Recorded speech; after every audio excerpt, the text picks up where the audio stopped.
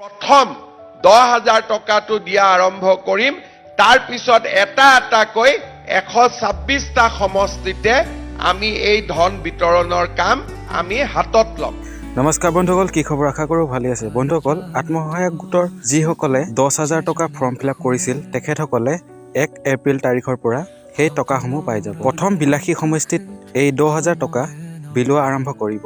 এই মন্তব্য প্ৰকাশ কৰিলে CM ছাৰে।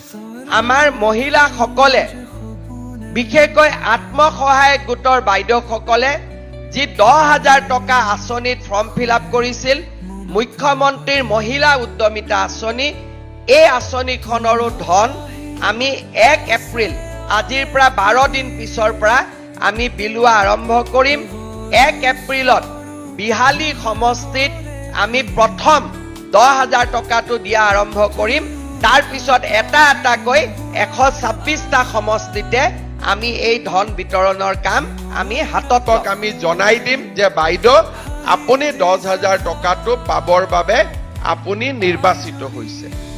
এই 10,000 টকাটো পোৱাৰ পিছত যিসকলে এই 10,000 টকাটো ভালকৈ খৰচ কৰিব, ভৱিষ্যতে তেওঁলোকক আমি আৰু 25,000 টকা বেংকৰ পৰা 12,500, চৰকাৰৰ পৰা 12,500 টকা দিয়াৰ আমি ব্যৱস্থা কৰিম। অৰ্থাৎ 2026 চনত আমি আৰু 25,000 টকা দিয়াৰ ব্যৱস্থা কৰিম। বন্ধুসকল, এই পোষ্টটো চাওকচোন। পৃথিৱীৰ চিন্তা ক'ত আৰু ইহঁতবোৰৰ চিন্তা ক'ত? সঁচাকৈ আমাৰ অসমৰ কিছুমান নিউজ পৰ্টেলবোৰ চিন্তাধাৰাবোৰ বহুত বেয়া। মই জুম কৰি দেখাই দিছোঁ, আপোনালোকে নিজে চাই লওক। ডক্টৰ ভূপেন হাজৰিকাদেৱে ঠিকেই কৈছিল, অসমৰ দৰে নিকৃষ্ট সাংবাদিক মই দেখি পোৱা নাই। বন্ধুসকল, নেক্সট আপডেটটো হৈছে বিহু কমিটিসমূহলৈ আহ্বান আলফা স্বাধীনৰ। 7 বিহুলৈকে বিহু অনুষ্ঠানত হিন্দী গীত পৰিৱেশন বাতিল কৰিবলৈ আহ্বান। বিহুৰ অনুষ্ঠানত হিন্দী গীত পৰিৱেশন কৰিব নোৱাৰিব। 7 বিহুত শিল্পীসকলে গাব নোৱাৰিব হিন্দী গীত। বহাগৰ প্ৰথম 7 দিনত হিন্দী গীত অনুমতি বাতিল কৰিবলৈ আহ্বান।